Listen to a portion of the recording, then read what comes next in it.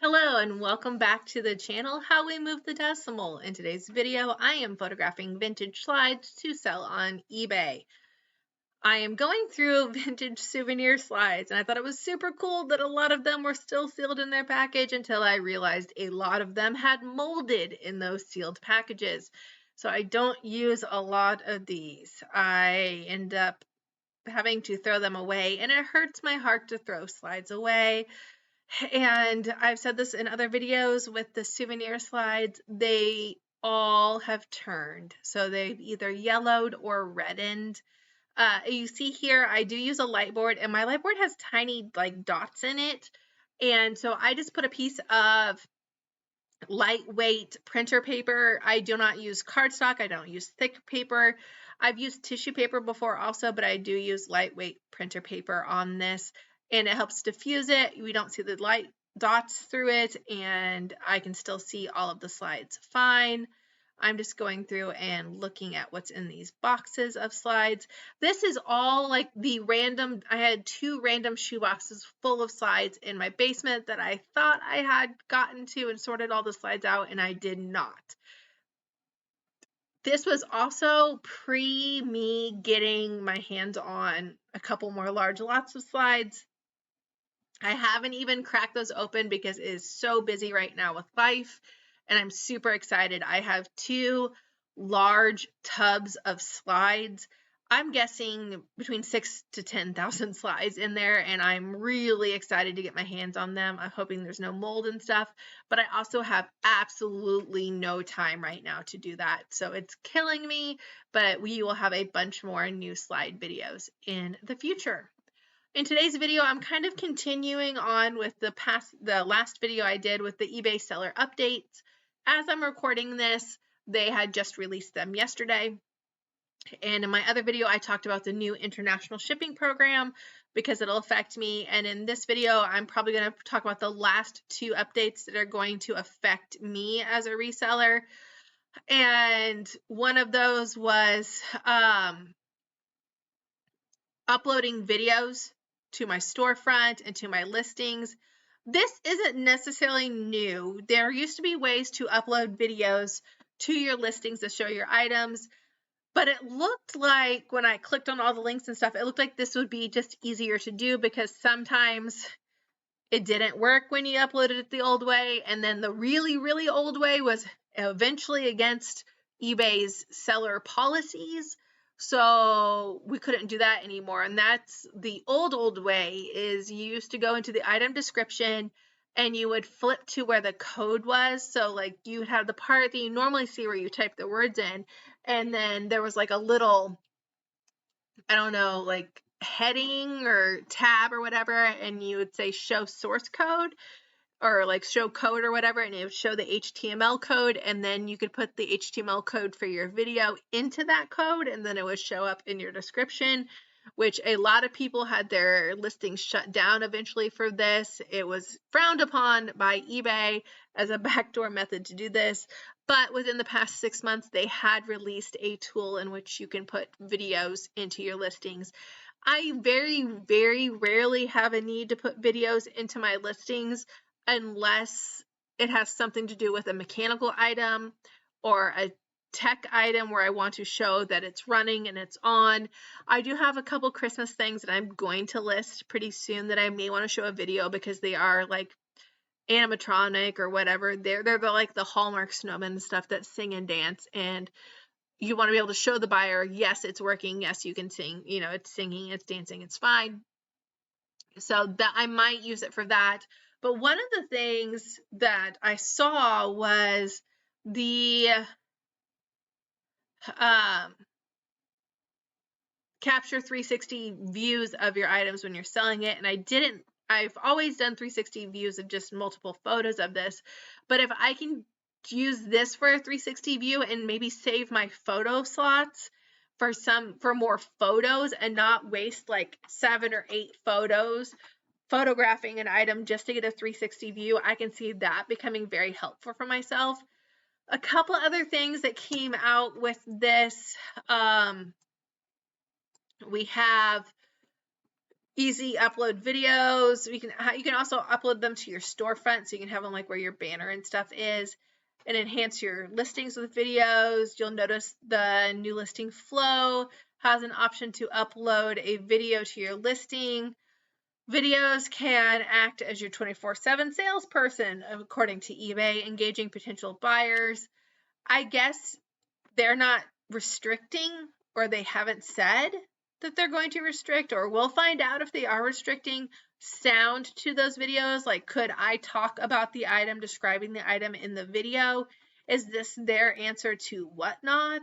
Not the live aspect, but the getting to know. Like, is someone more likely to buy from me if they know me as a person? Is someone more likely to buy from me if they hear me talk about the item?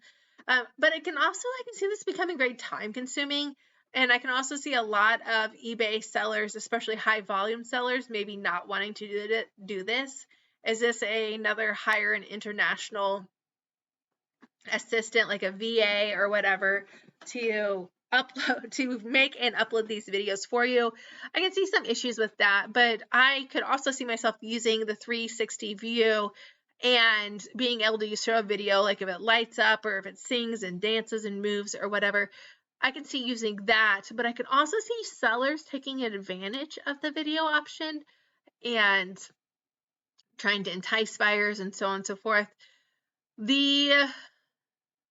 With this, I'm reading the stuff, the most common questions, and so you can answer the most common questions, showcase unique features and applications of your product. So again, if it sings, it dances, it lights up, maybe a vacuum, you want to show it actually vacuuming, or tech turning on, or being able to do an application, or a printer printing. So that could be very helpful for that. And it could also potentially protect sellers from buyers saying an item isn't working if you have it actively working in a listing. So that could also be there too. It says answers buyers' most common questions or provides step-by-step instructions and installation guides. So you don't have to worry about the buyer installing it wrong or not knowing how to turn it on or do something with it and then possibly returning it or breaking it, then returning it. So that can be helpful. And I didn't think about doing like instructions. So you do this and this, this and this. But inspire customers by showing how your item became part of or improve people's lives. That can get a little iffy. At what point are we like curating stuff? So like, look how nice this item looks in my room. Don't you wish you had this item so you can have a nice room like my room? Or this made my life so much easier. At what point do we become like, can't think of what it's called now, but like the Home Shopping Network or whatever, where they're doing those infomercials at 3 a.m. for like and I don't want to like get in trouble for any, but like some gimmicky product that's gonna make your life easier. It just the words "going to make your life easier" makes me a little cringe. Like oh yeah, that it's a little cringy. But will this lead to more like scammy stuff? Will this not? Will this lead to honest answers to buyers? And for sellers that aren't listing videos, are buyers going to request videos more? And I can see an issue with that, just because being a female reseller, I have had several people ask, and I don't know them, just based on their usernames, ask for me to try clothes on and send them a picture with the clothes on, or try the shoes on and send a picture with the shoes on.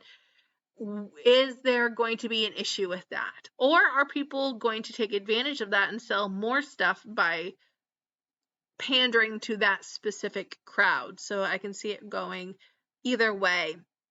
But this is, like the new international shipping program, this is something that could affect me.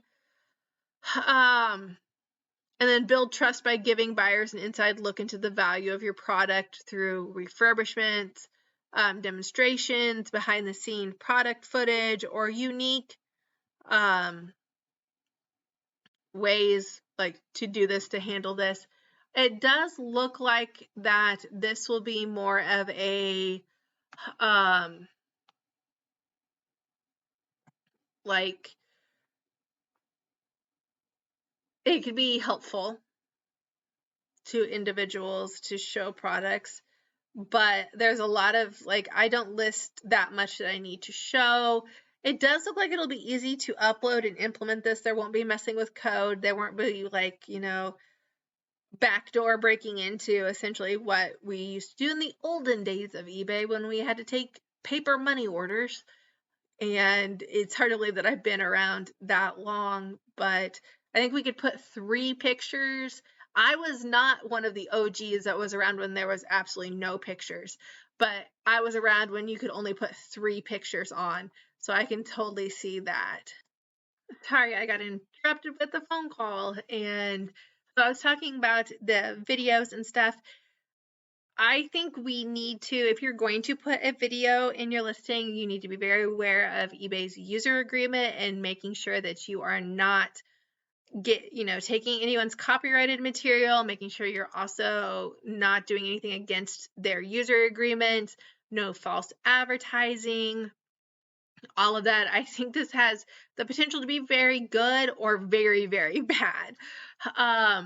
And you may be able to stand out against large bulk sellers, large international sellers, but I can also see this being very time consuming. Just for me making these videos a couple times a week, this can take hours for me to complete. So making a video for every eBay listing, granted right now I have slightly over 600 listings. I'm pretty happy as long as I'm over 500. But if I made this listing for 600 listings, then that can be an issue. I got another phone call. I swear I'm going to finish this video if it kills me. So back to the seller updates. Those were the 2 most affected me. There are other user agreement updates, several international seller updates with like listing restrictions and stuff. Those don't affect me, so I didn't really focus on that. I'm sure other YouTubers are going to be putting out videos about this. I call them YouTubers, even though they're resellers, and I say that while rolling my eyes. But I'm sure other people will put like updates on that. But as a part-time seller, those 2 things are going to be the most affected for me. I know other people were really hoping that they would roll out updates that would resemble more closely like what Whatnot's doing, because people have seen some success there. However, I think the newness is wearing off on Whatnot because I'm seeing less and less videos being made about it, and I'm seeing people already pulling away from it and realizing it's maybe slightly harder. I could not do Whatnot consistently. I cannot get my hands on inventory to do that. I don't have the ability to get large quantities of inventory. If I lived next to a Goodwill outlet next to the bins and could get large quantities of inventory weekly to do weekly sales, because I really think you have to be consistently doing weekly sales to keep the momentum of your sales going, to keep a captivated audience. For me to do weekly sales, it is absolutely impossible. And quite frankly, I don't know what I'm doing from one week to another. I can't even keep myself accountable to list 5 items a day. I have not listed any items in almost 2 weeks. My sales have dipped because of it, but I've also been really, really life busy. Granted, if I was full-time, maybe I would have more time for that, but my job has been very busy. My children have kept me very, very busy. I'm doing something every night of the week, and I just picked up 2 new activities because I have an issue with volunteering for things, and people know that and take advantage of me, and I'm fully aware of this, but I could not have the inventory load required or the time required to be consistent enough with Whatnot for it to be useful for me. Now, if I was getting out of the reselling business, I would purge. I think I would do a whatnot or several whatnot sales just to purge all of my items. And I could see that being a very valuable tool because I don't see a lot of, I don't want to say standard people, regular people. I don't see a lot of non-sellers using whatnot as much as sellers buying other inventory on whatnot. So I think if I had to dump my store, so if something happened, I could no longer sell on eBay.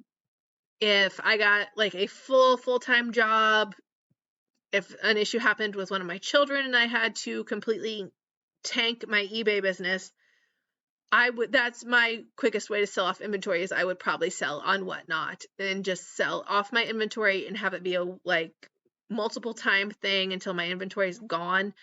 That way I wouldn't have to worry about consistently getting inventory, consistently listing things. So that would probably be one of my exit strategies.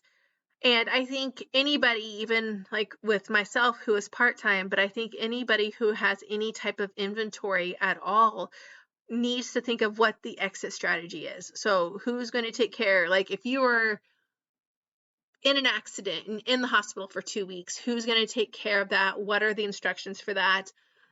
If something happens to me, I have instructions written out on what to do with everything.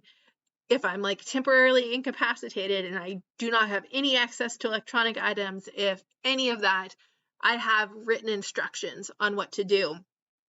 And I think we all should have written instructions, or at least somebody that has, if I get sick, so-and-so is going to step in and pack all my orders, or so-and-so will step in and shut my store down, or put my store on vacation, or anything like that, or they know how to ship, or they don't know how to ship, or they, I'm not saying necessarily like willy-nilly give access to your store, but there needs to be in case of emergencies. I have this for my mom. I have, knowledge of all of her stuff. Granted, I am her power of attorney and executor and everything, so I do have backdoor access to stuff, but if it's not a life or death situation, but a temporary incapacitated situation, I need access to things. And I think we should do that with our eBay stores, whether we're hobby or part-time or anything. Just having that knowledge and the ability and having someone there, when I had my surgery this summer, I had if something happens in surgery, this is what needs to be done. I went back and forth on putting my store on vacation, but I was lucky enough, I had my surgery on a Friday, and I kind of just left my store going, and my husband is here to help, but I left it going because I figured by Monday we'll see where we're at, we'll see what's going on. And I did feel a lot better. I still couldn't drive. I couldn't drive for 10 days, but I didn't make like a lot of sales anyway. And I just sent those buyers like, I'm so sorry. I increased my shipping time to 10 days because I knew I could drive again in 10 days. And I'm like, I just want you aware you bought this. I have a 10-day handling time because I can't drive. So this is why, and all of the buyers were very understanding. So just have a backup plan. Thank you for watching my video. Please like and subscribe, and please watch my other videos. And have a wonderful day.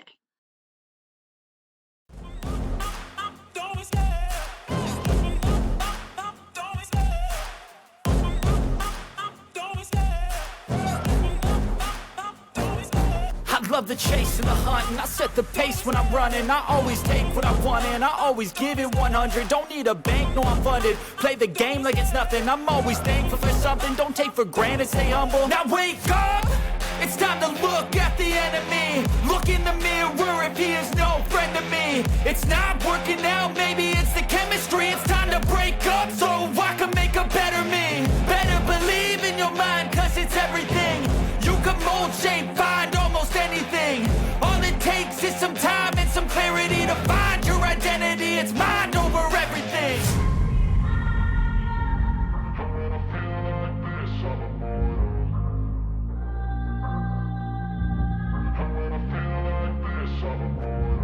And when I feel like